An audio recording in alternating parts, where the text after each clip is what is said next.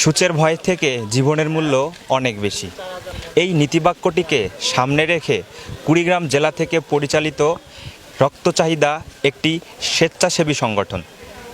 স্বেচ্ছাসেবী সংগঠনটির আজ 4 বছর পূর্তি অনুষ্ঠানকে ঘিরে বিভিন্ন আয়োজনের মাধ্যমে দিনটাকে উদযাপন করেছে স্বেচ্ছাসেবী সংগঠনের সদস্যরা।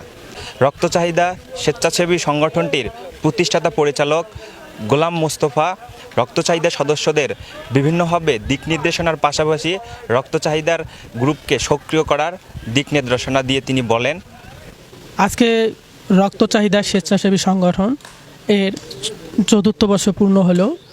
5ম বছরে পদার্পণে নিয়ে আজকে আমরা সে দোয়া অনুষ্ঠান, যে আমরা গত 4 বছর পেরিয়ে এখন 5ম বছরে পদার্পণের জন্য সবার কাছে দোয়া চাচ্ছি।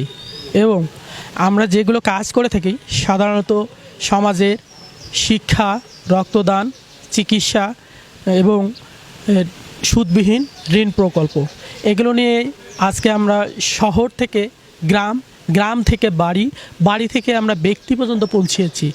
আগামীতে আমরা নিজে একজন করে এরকম একটা সংগঠনের অন্তর্ভুক্ত হয়ে মানুষের পাশে দাঁড়াতে পারি, সেই উপলক্ষে আমরা এই যে অনুষ্ঠানগুলো করে থাকি যেন সবাই এগুলো জানতে পারে।